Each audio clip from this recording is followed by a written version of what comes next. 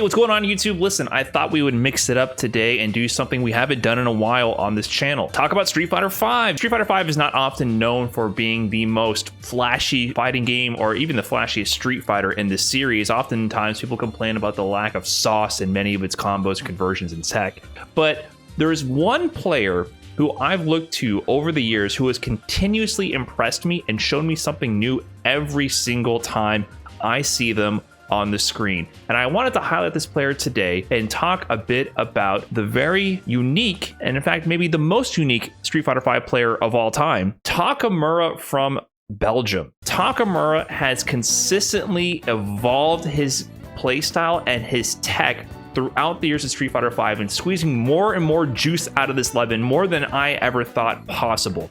If you have not seen Takamura's gameplay, have not seen his highlights, don't worry, we're going to cover some of that today. I spoke to Takamura and said, hey, listen, do you mind if I show off some of your Twitter clips that you post? Because they always seem to show an aspect of the game or a certain situation that I never even thought was possible before. And he said, please go right ahead. So today we'll talk a little bit about Takamura and his gameplay. If you're not familiar with him, you should be. He's been in the Capcom Cup a couple of times now. Unfortunately, he qualified in the years where it was all online. So Takamura here qualified in the 2020 season for Belgium out of the Europe West CPT online region. Same for 2021. So he's no stranger to competitive danger. Did work in the Red Bull Kumite as well when it was out there in Europe, and has just always been consistently impressive in his tournament placings. But where he really shines is his unique approach to the game. And actually, Takamura used to previously be a Ken main. He used to not play Akuma like you saw there on the screen. And I knew him as a Ken main for season 1 and season 2. And he had a reputation for being a little nutty with Ken. I gotta be honest. He was known for being extremely aggressive, taking risks, running all over the place. And, you know, this clip he posted, it brings back a little bit of that flair of his original main Ken. So let's check out this first clip from Takamura.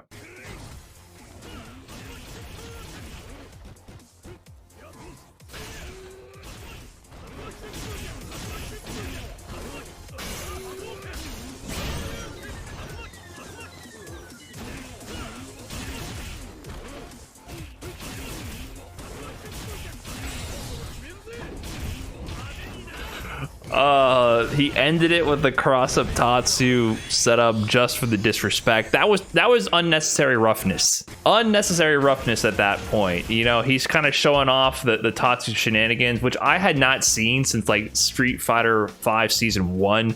Cross-up late heavy Tatsu was definitely a common technique, or heavy kick, medium kick Tatsu. But he brings it back with full style. Here he could have ended it in CA, but he did the setup again just to prove a point. And yeah, this is a bit of the flair that he would bring with Ken from back in season 1 and season 2. Now, was he being a little suboptimal by not killing when he could have? Yeah, he likes to play it up for the flair a little bit. I mean, it's just a rank set. It's, you know, no big consequences here if he happens to lose the set. But that just goes to show a little bit of his style. And since then, his style has only evolved with a character with many more offensive options in Akuma. And by the way, guys, I'm just going through his Twitter here. He told me it was good to show off some of these Twitter clips. If you go to Takamura's Twitter profile, which I will link in the description, just scroll through the media tab and be amazed. Tweet after tweet after tweet of pure Akuma and Street Fighter V content, and you will see something you've never seen before. I guarantee it. So here's Takamura again. Quick reaction is the key.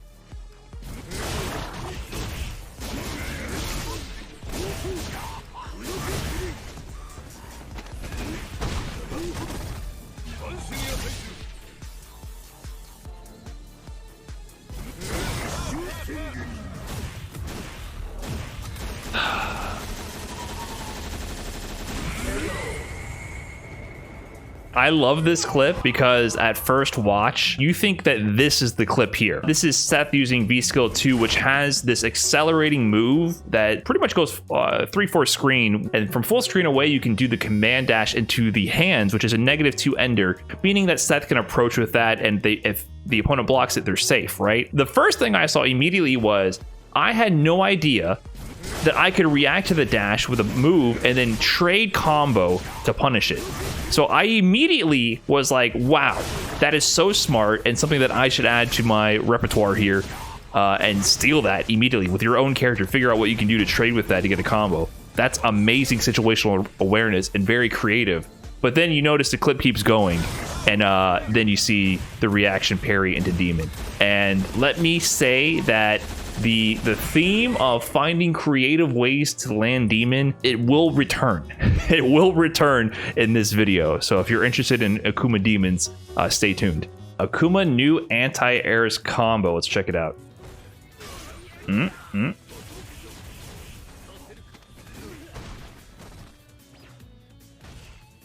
Okay, standard Akuma so far.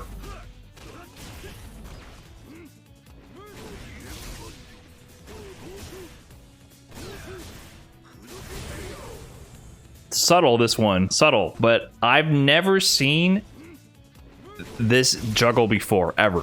This one was recently posted by Takamura. Just squeezing the most damage he can out of the anti-air activation, all meterless, saving the bar. Somehow, I guess if you hit on a super late active frame of the DP and V trigger, it allows you to recover in time to get another juggle. So really good awareness. So not only does he know about the combo, he knows how to get it situationally from this anti-air specifically. So just finding more ways to optimize than you even thought possible. Another new combo. Let's see what you have here, Takamura. Impress me.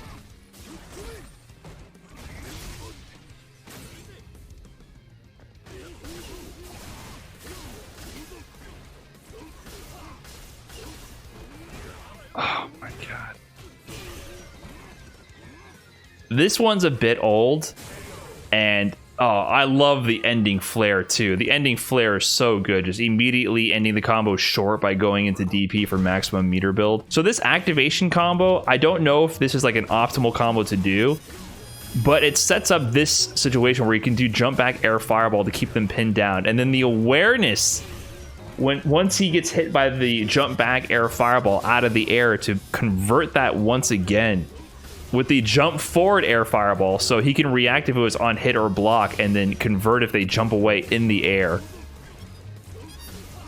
And then to do the OTG, which I guess for some reason they just didn't tech, which set up the OTG combo.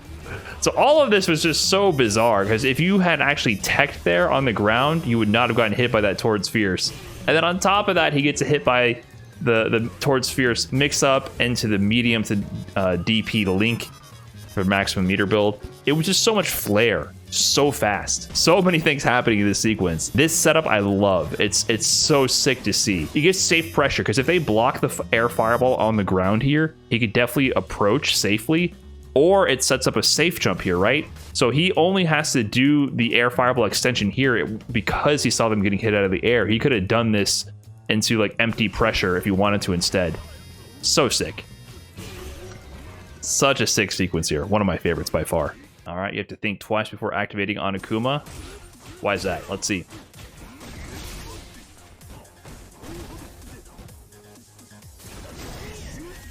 The reaction. We already saw a little bit of this against the Seth earlier. If Takamura understands that you're itching to do an action like command dash to hands with Seth, or EX tackle into Aegis activate with Urien, he's going to be more prepared than you are and react appropriately. Once again, the thought of just being so aware at the spacing to interrupt the option of EX tackle to Aegis. You know, with many people consider, oh, what are you going to do against Urien? Once he activates Aegis, you can't do anything to stop him. You can punish the attempt to go into the activation. A common activation route is EX tackle into Aegis, and Takamura sets up the perfect spacing for exactly that, reacts appropriately, and kind of styles on Urien here. You have a demon button. Check the macros. He's too quick with it. Not this time, Balrog.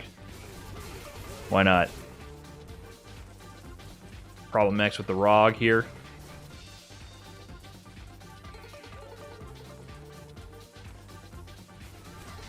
Oh no. Uh-oh, once again, he's too ready.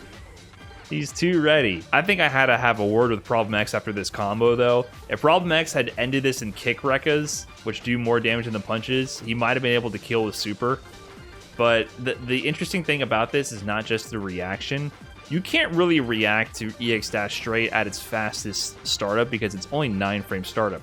But that's only within a certain range. If you're outside of that range, it actually takes a lot longer to start up. So Takamura's positioned perfectly where he's just outside of that perfect EX dash straight range. So it does the longer startup, which is significantly longer than the 9-frame startup, in case you guys didn't know about the range difference. So not only is his reactions on point, it's also the situational awareness and spacing. It all comes together for him to just style with the parries to demon. And of course, the parry madness has to continue. This one really got me thinking too about my own options against Birdie.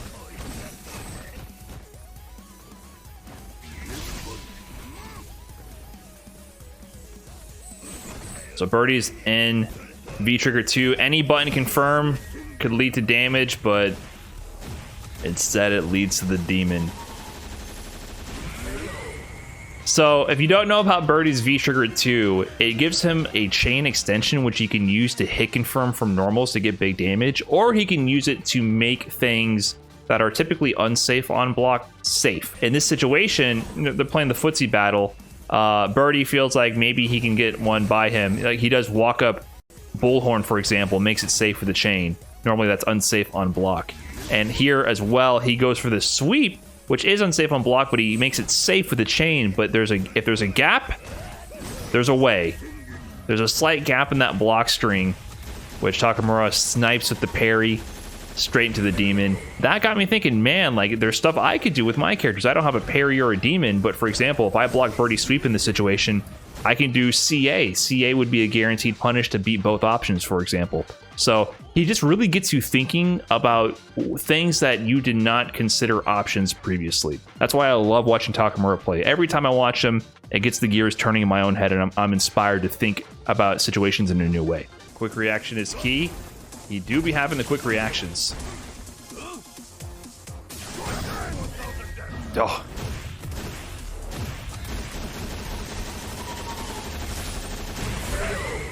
I probably would have considered this a pretty safe fireball from Jimmy, to be quite honest. And it's EX. Like, I cannot blame Jimmy for this one. The cancel into the demon allows him to pass through the second hit of the fireball. Look how far away he is. Look how far away they are. Did you think you're in range to get parried into demon? How is that any different from reacting to Hadu with any CA? Well, it's different in the fact that most supers, like some supers don't even go this far, right? Some supers can't even reach this far, but also supers take time to input. So you have to do something sort of like double quarter circle forward. If you're in neutral and you're not already buffering through the motion, EX Fireball is much too fast to complete the motion on reaction usually, right? So a lot of the times when you see people super through things like this, they already buffered part of the input, and then they preemptively did the input, and then they got lucky that they threw the fireball then. They react to the flash and press the button. With the parry option though, parry is Akuma's V skill. So he just has to press one button or two buttons. I mean, he might have a V skill macro. I believe he does play on pad, but it's a button press, right? Which is much faster. You don't have to spend any time doing quarter circle 1, quarter circle 2, then button.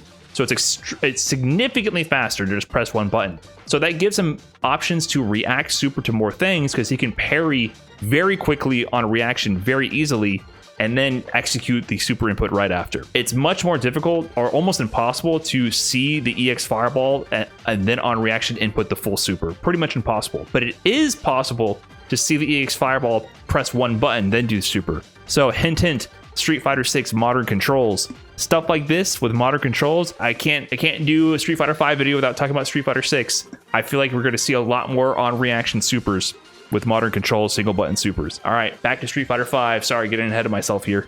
But shout out to Takamura for evolving the game. It would have been much more practical here if you have the situational awareness to parry to demon than to do raw CA for sure. And one last parry to demon, just because Takamura can't get enough of them. I think they're super sick.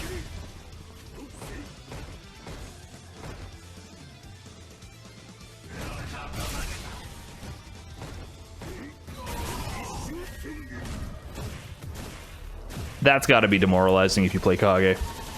This one got me thinking what I could do myself. This is actually what inspired me to start V-shifting Kage's V-Skill 2. So when he has the enhanced V-Skill 2 and V-Trigger 1 like this, where he hurls at you, instead of doing V-Skill like parry into demon like you would do with Akuma, with any character universally, you can do V-Shift.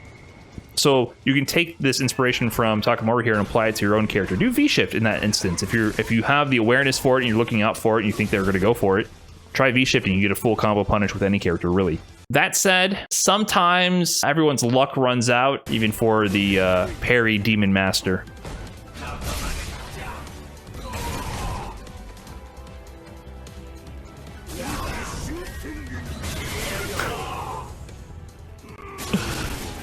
Yeah, this one just looks so strange. So he parries the air EX Tatsu, but Kage can cancel the air EX Tatsu into the V skill 2, and somehow as the demon went underneath him, the V skill 2 auto corrected and went the other way. I have never seen this. So even when Takamura is losing, he's showing me something I've never seen before about the game. Talk about creativity, huh? But you know, with all these demons he's landing, people start to catch on. Here's what happens to those players.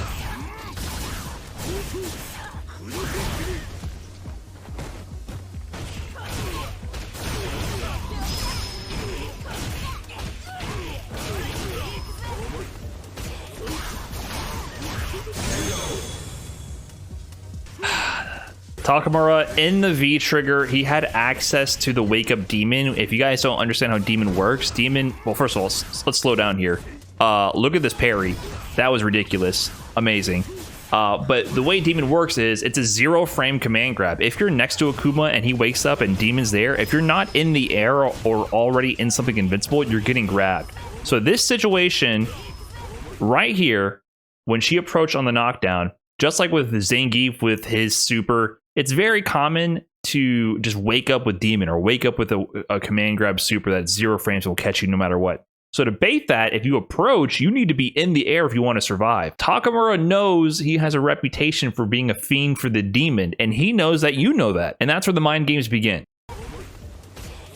He knew he would try to jump away to bait out the demon, meets him with the air-to-air jump medium, canceled into the air V-trigger fireball, EX demon flip extension into the EX DP. So not only did he have a sick bait, the conversion was ridiculous, and I've never seen anything like that from Akuma before. And of course, as he says, there's no escape, no matter which way you slice it.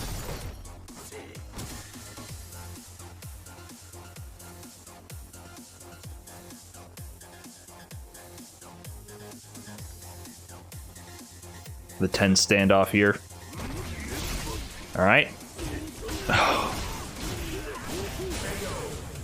What were you thinking? What were you thinking? Once again, he has the V trigger active. He has the CA available. Did you think dash up demon was about to happen here? Silly you. Air to air, medium reaction. And the interesting thing about this is he can react air to air, right? He doesn't immediately jump medium. He sees that the Urien player went to the air with him, checks him with the jump medium, air fireball, EX demon flip, DP extension. So sick, so sick. And he could have chosen to not let that rock. You know, he had options out of this as well. It's a reaction option he has here if you jump away.